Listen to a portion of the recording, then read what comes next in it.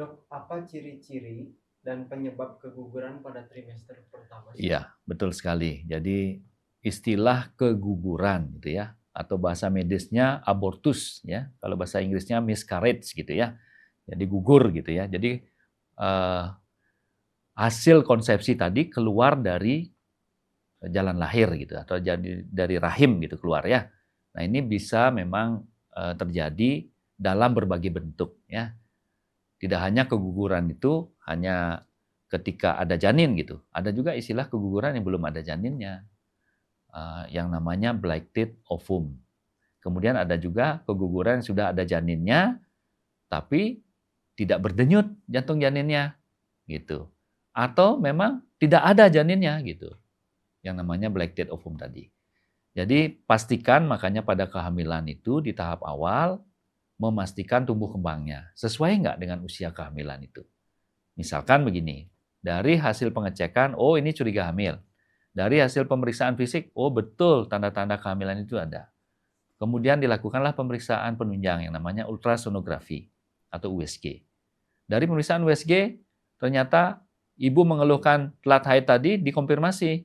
Oh, telat haidnya betul jatuh di usia kehamilan misalkan 5 minggu gitu. Kalau 5 minggu, wajib di USG menemukan minimal kantong kehamilan. Berikut kalau bisa menemukan namanya yang memberi makanan pada kehamilan nantinya, namanya Yolsak. Itu minimal ketemu kalau 5 minggu.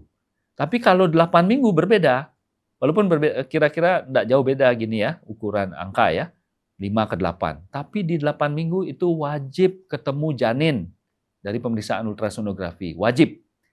Di samping itu, berdenyut nggak jantung janinnya yang tadi ditemukan? Nah, itu. Kemudian jumlahnya berapa nih janinnya? Kita pastikan, jangan sampai kembar gitu ya. Tunggalkah atau kembarkah gitu. Sehat nggak dia? Gitu ya. Kemudian ari-arinya di mana? Itu sekalian kita bisa temukan semua. Usianya berapa? Cocok nggak dengan keluhan telat haidnya tadi? Kalau itu cocok, berarti perkembangannya bagus gitu. Tapi kalau tidak cocok, nah dicari tahu penyebabnya apa. Nah, kemudian apa yang menimbulkan kenapa kehamilan bisa gugur, bisa tidak gugur. Nah, itu yang paling kita yakini di dunia medis, itu adanya kelainan yang disebut kelainan kromosom namanya ya, atau gen lah bahasa awamnya. Nah, itu yang paling kita yakini. Nah, apakah kita bisa melacak itu? Bisa, namun harganya mahal. Ya. Nah, setelah kita lacak, kemudian kita tahu, oh ini memang betul kelainan kromosom. Terus mau diapain? Kehamilan juga kurang dari apa 3 bulan atau kurang dari 5 bulan itu kan enggak bisa kita pastikan bisa hidup di luar rahim kan gitu ya. Yang bisa hidup di luar rahim hanya kehamilan di atas usia cukup bulan, artinya di atas usia kehamilan 37 minggu. Itu targetnya. Kalau dia 5 minggu, 8 minggu, kemudian walaupun kita mendetek adanya kelainan kromosom, lalu mau diapakan gitu. Nah, itu kan dari dibanding dipertimbangkan risiko dan manfaatnya. Boleh dilacak, jadi kita bisa tahu penyebab pastinya begitu, tapi setelah tahu ya hanya sebatas tahu gitu ya. Oh, ini memang betul gitu. Tapi tidak bisa kita melakukan perbaikan apa-apa, kecuali kita mempersiapkan kehamilan berikutnya agar tidak terjadi kelainan itu. Apakah misalkan kan faktornya banyak sekali kalau kelainan kromosom itu bisa oleh faktor internal dalam tubuh ataukah faktor eksternal di luar tubuh gitu ya. Nah, termasuk masalah mohon maaf nih rokok misalkan gitu ya.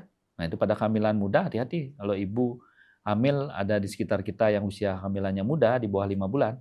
Hati-hati yang ada yang merokok di sekitar itu atau ada yang berbau rokok atau polusi gitu ya. Itu bisa memicu terjadinya keguguran. Itu berbagai penyebab-penyebab yang kita curigai dan paling kita yakini sebagai penyebab keguguran pada tahap awal kehamilan. Jadi banyak macam lagi teori yang mengatakan penyebab-penyebab lain termasuk penyakit ya. Masuk penyakit. Apakah penyakit dalam yang nimbrung di janinnya itu ataukah penyakit dalam tubuh ibu. Itu ya. Nah, itu kira-kira masih banyak ya yang bisa membahas hal itu ya.